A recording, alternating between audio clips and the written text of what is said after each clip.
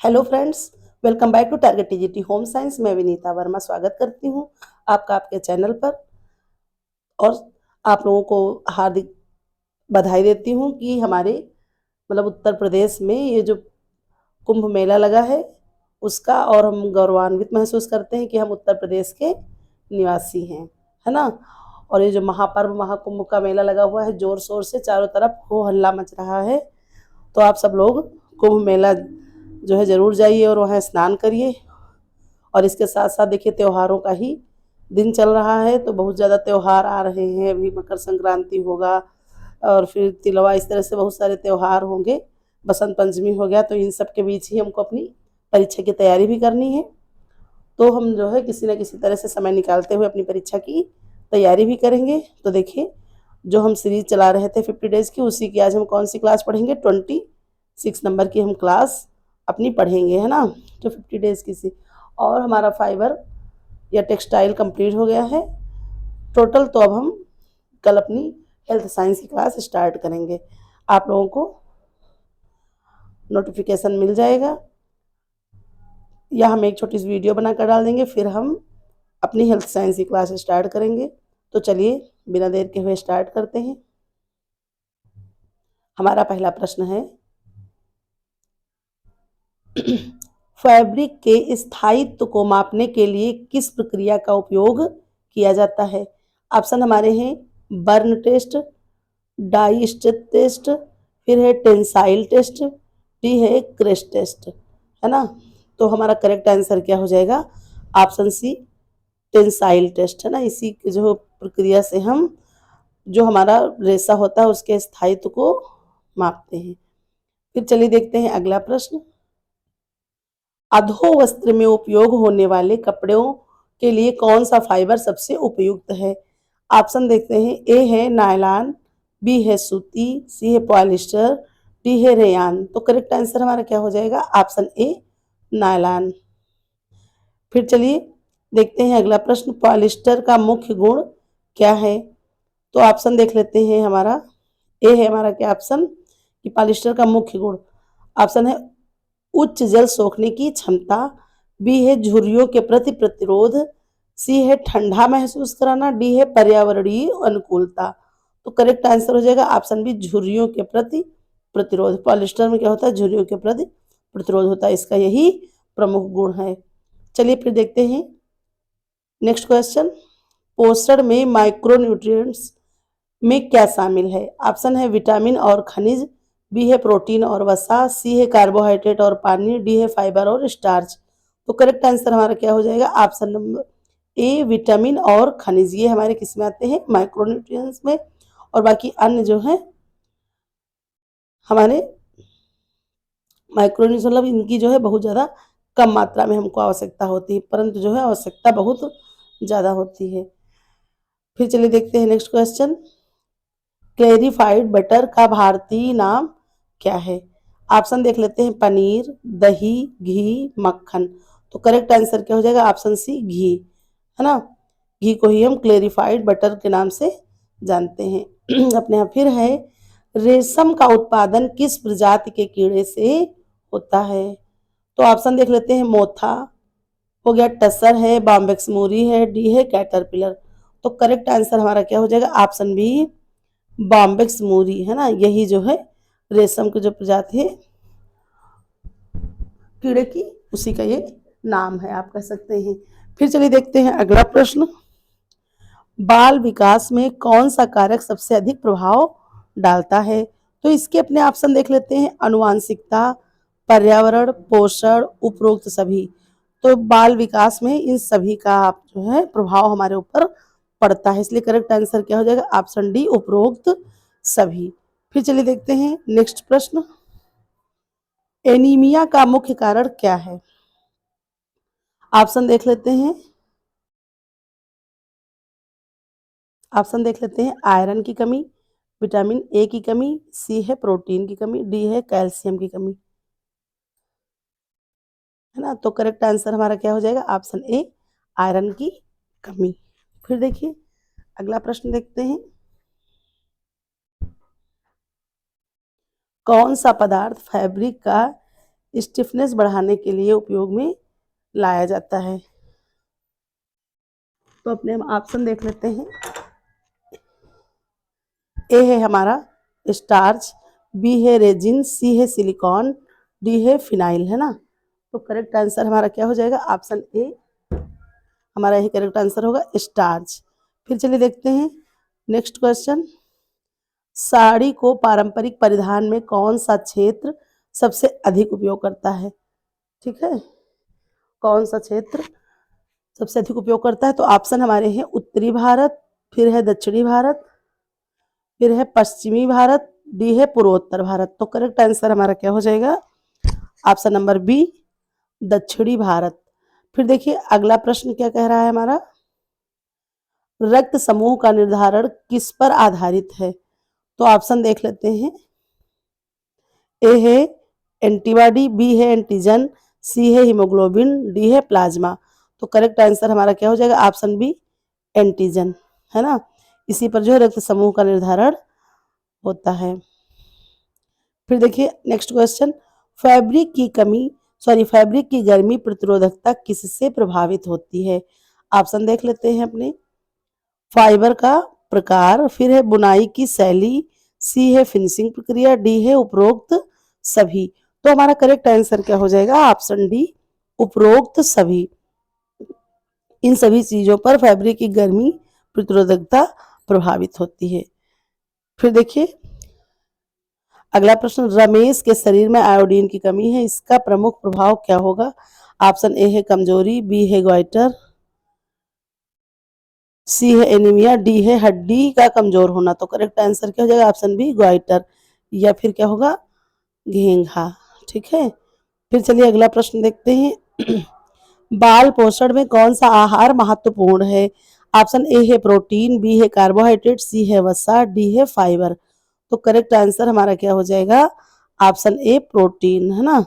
यही हमारा क्या है, बाल पोषण में सबसे ज्यादा महत्वपूर्ण माना जाता है। प्रोटीन क्यों माना जाता है, क्योंकि इसमें क्या होता है, कोशिकाओं का जो है इससे निर्माण होता है, कोशिका निर्माण होता है और उत्तकों का भी निर्माण होता है।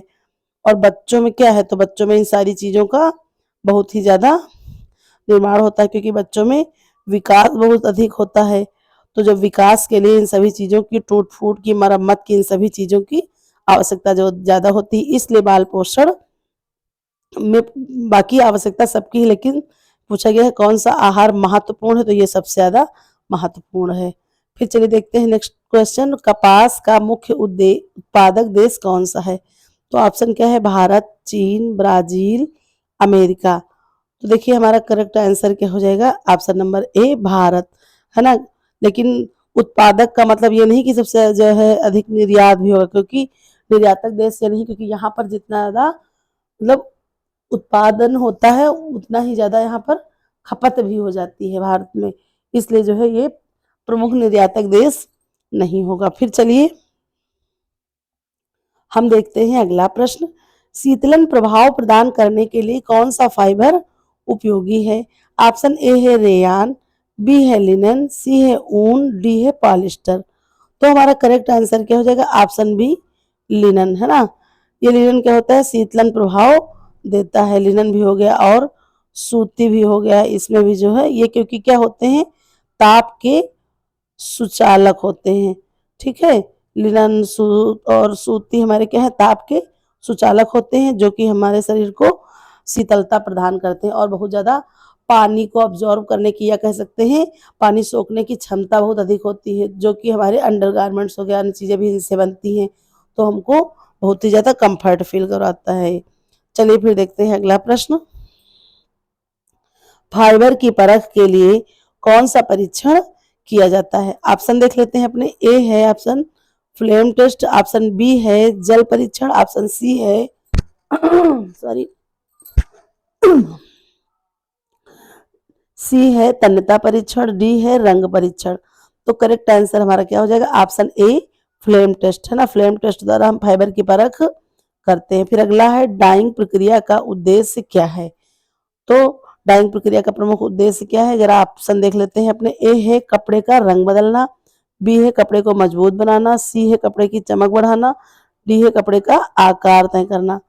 तो देखिए मजबूत बनाने के लिए हम अन्य प्रक्रियाएं करती हैं, चमक बढ़ाने के लिए हम, और जो है आकार तय करना, इन सब के लिए हम अनेक प्रकार की परिचर्याएं करती हैं। लेकिन डाइंग, डाइंग का मतलब होता है डाई, रंग, तो इसलिए हमारा करेक्ट आंसर क्या हो जाएगा, कपड़े का रंग बदलना। हम कपड़े को रंग करके या डाई करके अपने मनचाहे रंग में प्रयुक्त कर सकते हैं। फिर देखिए अगला प्रश्न हमारा है, प्राथमिक बाल्यावस्था, एक मिनट, प्राथमिक बाल्यावस्था में कौन सा कौशल सबसे पहले विकसित होता है? तो देख लेते हैं जरा अपने ऑप्शन। ऑप्शन ए है मोटर कौशल, ऑप्शन बी है संज्ञानात्मक कौशल, ऑप्शन सी सामाजिक कौशल, ऑप्शन डी भावनात्मक कौशल। तो करेक्ट आंसर क्या हो जाएगा, ऑप्शन ए मोटर कौशल, है ना।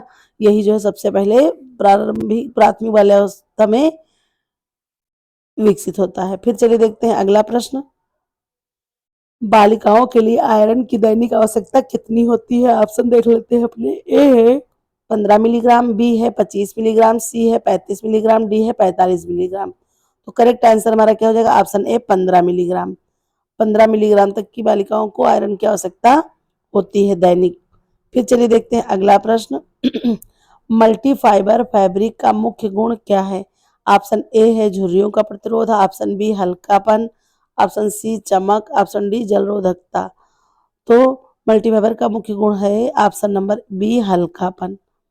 इसका मुख्य जो है यही गुण है कि ये फैब्रिक बहुत ही ज्यादा हल्का होता है। फिर नेक्स्ट क्वेश्चन है, प्लांट आधारित फाइबर का सबसे बड़ा स्रोत क्या है? ऑप्शन है रेयान, बी है लिनन, सी है जूट, डी है सभी। तो करेक्ट आंसर हमारा क्या हो जाएगा, ऑप्शन डी सभी, क्योंकि ये सारे जो है हमको वनस्पत जगत से प्राप्त होते हैं। फिर है अगला प्रश्न, बाल विकास में न्यूरॉन कनेक्शन का निर्माण कब तेज होता है?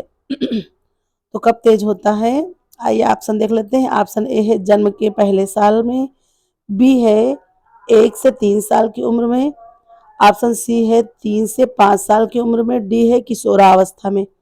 तो करेक्ट आंसर हमारा क्या हो जाएगा, ऑप्शन ए जन्म के पहले साल में, है ना। न्यूरॉन कनेक्शन का निर्माण जो है जन्म के पहले साल में तेज होता है। फिर देखिए अगला प्रश्न देखते हैं, 24 नंबर का है, शरीर में वसा का भंडारण कहाँ होता है? तो शरीर वसा का भंडारण कहाँ होता है, चलिए आइए देखते हैं। ऑप्शन ए है लीवर, बी है मांसपेशियां, सी है एडिपोज टिश्यू, डी है हड्डियां।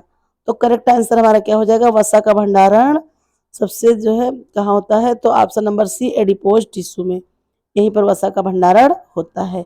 फिर चलिए देखते हैं अगला प्रश्न, रेशम की पहचान के लिए कौन सा परीक्षण उपयोग किया जाता है?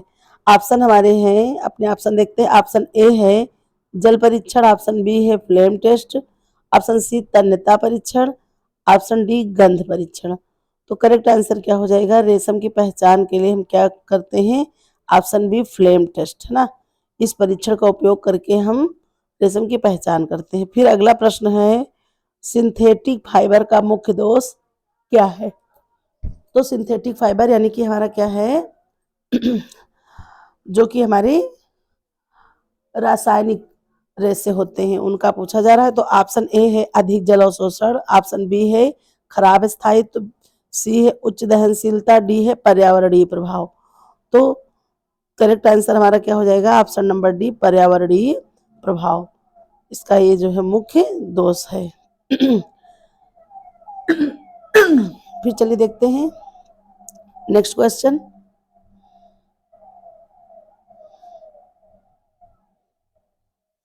प्राकृतिक फाइबर को किससे सहेजा जा सकता है? ऑप्शन ए है मोथबॉल, बी है पॉलिशिंग, डी है सॉरी सी है डाइंग, डी है ब्लीचिंग।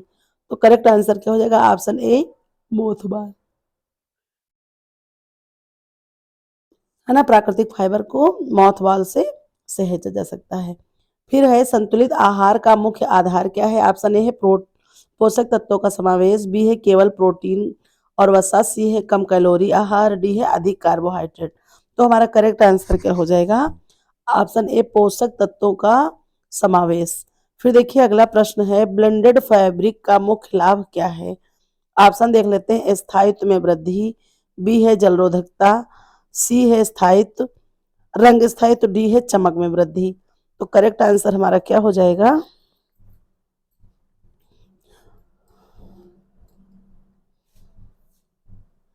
ऑप्शन नंबर ए स्थायित्व में वृद्धि।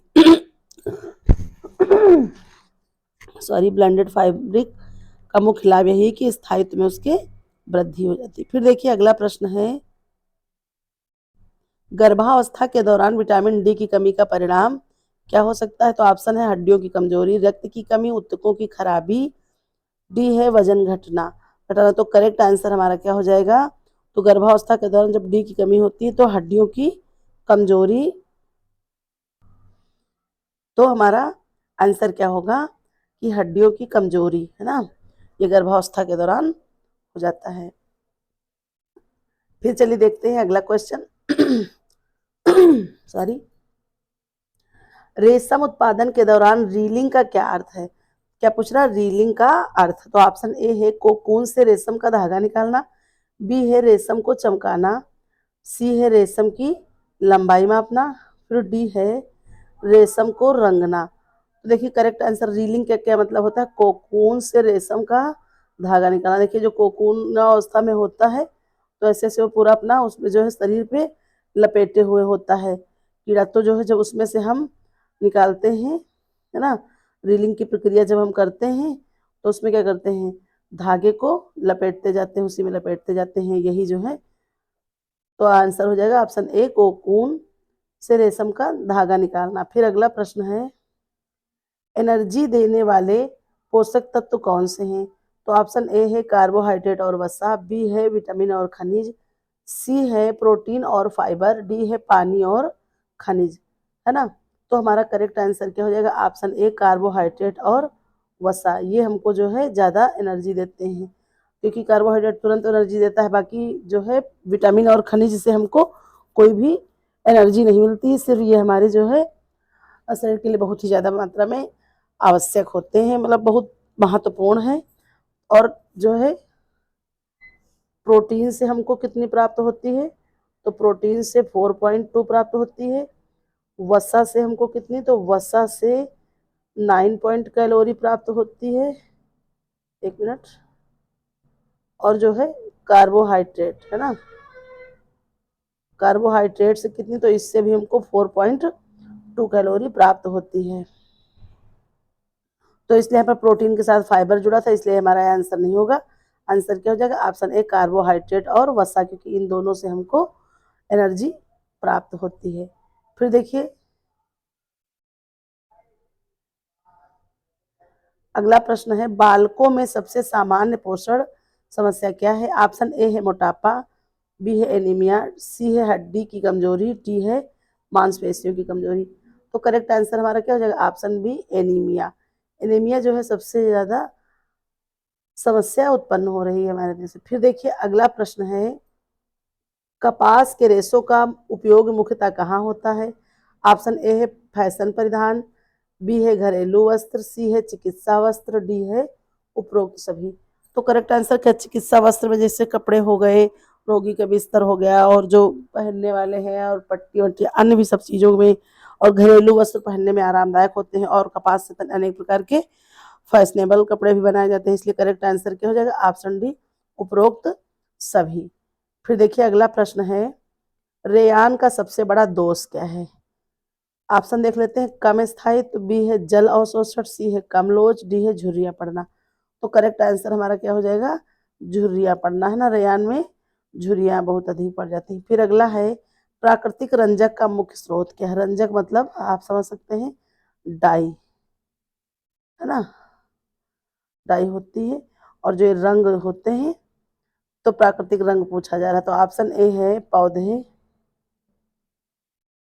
बी है खनिज, सी है जानवर। तो करेक्ट आंसर क्या हो जाएगा? ऑप्शन डी सभी। इन सबसे, पौधों से भी, खनिज से भी, और जानवरों से भी हमको अनेक प्रकार के, जैसे समुद्री जीव हो गए, तो जो है उनसे हमको प्राकृतिक रंग प्राप्त होता है पौधों से, और खनिज से अनेक प्रकार से हमको रंग प्राप्त होते हैं, डाई प्राप्त होती है। फिर चलिए अगला प्रश्न देख लेते हैं। प्रारंभिक बाल्यावस्था में कौन सा पोषण आवश्यक है? तो कौन सा पोषण आवश्यक है? ऑप्शन ए देख लेते हैं, विटामिन डी, ऑप्शन बी है कैल्शियम, ऑप्शन सी है आयरन, ऑप्शन डी है उपरोक्त सभी।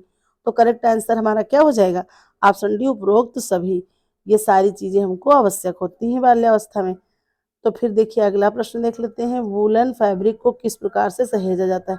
वूलन मतलब आपकी ऊन की जो भी रेसे हैं या कपड़े हैं उनको। तो ऑप्शन है ब्लीचिंग, बी है मोथबॉल, सी है डाइंग, डी है रेजिन कोटिंग। तो करेक्ट आंसर क्या हो जाएगा? ऑप्शन बी, मोथबॉल के द्वारा हम वूलन के वस्त्रों को सहेज कर रखते हैं। फिर देखिए अगला है, रेशम उत्पादन में सिल्क वर्म का जीवन चक्र कितना होता है? तो ऑप्शन देख लेते हैं, ए है 1 से 2 महीने, बी है 6 से 8 हफ्ता, सी है 3 से 4 महीने, डी है 5 से 6 महीने। तो करेक्ट आंसर हमारा क्या हो जाएगा? ऑप्शन सी, 3 से 4 महीने। सिल्क वर्म यानी जो कीड़ा है उसका जीवन चक्र कितना होता है? 3 से 4 माह। ठीक है, फिर चलिए देखते हैं आज की सीरीज का आखिरी प्रश्न, पोषण विज्ञान में बीएमआर का क्या अर्थ है? तो बीएमआर का क्या अर्थ है? ऑप्शन ए है बेसल मेटाबॉलिक रेट, बी है बॉडी मास रेशियो, सी है बायोलॉजिकल मैपिंग रेट, डी है बेसल मॉडिफिकेशन रेट। तो करेक्ट आंसर हमारा क्या हो जाएगा? बीएमआर का मतलब होता है बेसल मेटाबॉलिक रेट, है ना, यानी कि क्या होता है? आधारीय चयापचय, है ना। तो देखिए ये क्या होता है, इसको आप बेसल मेटाबॉलिक को हम जैसे समझा सकते हैं ये कि जैसे मनुष्य का शरीर है तो जब वो निद्रावस्था में होता है या बिल्कुल आराम की अवस्था में होता है तब उसमें शरीर में ऐच्छिक अनैच्छिक जो क्रियाएं होती हैं उनसे जो ऊर्जा खपत होती है उसी की दर पूछी जा रही है। तो यही हमारा बेसल मेटाबॉलिक रेट होता है। और ये क्या होता है? तो ये बुखार की अवस्था में कम हो जाता है और जैसे जैसे आयु घटती जाती है वैसे वैसे बेसल मेटाबॉलिक रेट भी कम होती जाती है। उपवास की अवस्था में भी ये कम हो जाती है, दौड़ने पर, व्यायाम करने पर, एक्सरसाइज करने पर, है ना, और रिक्शा चालक हो गया, अन्य सब चीज़ों में इसमें जो है क्या होता है, तो इसमें भी जो है मेटा जो है बॉलिक रेट आपकी अधिक हो जाती है। और एक है कि जो कि पतले लोग होते हैं उनमें मेटाबॉलिक रेट आपका अधिक होता है और जो मोटे लोग होते हैं उनमें भी जो है ये मेटाबॉलिक रेट कम पाया जाता है। तो इस प्रकार से हमारी 26 नंबर की सीरीज कंप्लीट हुई। तो 26 नंबर की क्लास पूरी हमने कर लिया है। अब हम आगे अपनी क्लास कंटिन्यू रखेंगे। बीच बीच में थोड़ा सा कुछ समस्याएं होती हैं तो गैप हो जा रहा है, उसके लिए हम भाई क्षमा प्रार्थी हैं आप लोगों से। फिर भी जो है किसी भी प्रकार की कोई समस्या है, कुछ अन्य चीज़ें हैं तो आप लोग हमारे साथ जुड़े हैं तो उसके लिए बहुत बहुत धन्यवाद। और आप लोग जो है अपनी तैयारी अच्छे से करते रहिए। देखिए विपरीत समय है, इस समय मौसम बहुत ज़्यादा ख़राब है, लेकिन फिर भी हमको कहीं न कहीं से, क्योंकि जितनी भी हाउस वाइफ है उनको कहीं न कहीं से टाइम मैनेजमेंट करने में समस्या होती है, लेकिन फिर भी आपको टाइम मैनेजमेंट करते हुए अपनी तैयारी को बेहतर बनाना है। तो इसलिए जो है आप लोग जुड़े रहिए हमारे साथ अपनी अच्छी से अच्छी तैयारी के लिए। और अन्य चीज़ें जैसी भी हो पा रही हैं जिस प्रकार से हम आपको प्रोवाइड करा रहे हैं। फिर हम कल से हेल्थ साइंस स्टार्ट करेंगे जिसमें हम थ्योरी क्लास लेंगे 4-5 तो उसी में पूरा अपना हम हेल्थ साइंस कंप्लीट करेंगे। और थ्योरी क्लास के बाद उसमें हम ये इस प्रकार से हम टेक्सटाइल के क्वेश्चन थे उस तरह से ना करके थ्योरी की क्लास करेंगे। फिर उसके बाद जब हमारी क्लास पूरी कंप्लीट हो जाएंगी हेल्थ साइंस की, फिर टोटल हेल्थ साइंस से हम 125 प्रश्न का पूरा एक मॉडल पेपर तैयार करेंगे, लेकिन उसमें सिर्फ हेल्थ साइंस के प्रश्न होंगे। तो इस तरह से आपका पूरा रिवीजन होता चलेगा। सिर्फ पढ़ना आपको क्या है, रिवीजन ही आप लोगों को करना है, क्योंकि सब लोगों के पास बहुत सारे नोट अवेलेबल हैं, बहुत सारी किताबें हो गई, कापी हो गई, बस उसमें से करना क्या है, आपको स्मार्ट स्टडी करनी है। आप एक अपना कोई रूटीन बना लीजिए या फिर एक डायरी बना लीजिए, उसमें जो है इसमें हमारा उद्देश्य यही है कि आपको बस क्या करना है, मेन मेन टॉपिक लिख लेने हैं और इसके बाद उनको रिवीजन करना है, ये सारी चीज़ें। चलिए फिर, थैंक्स फॉर वॉचिंग, मिलते हैं अपने नेक्स्ट वीडियो में।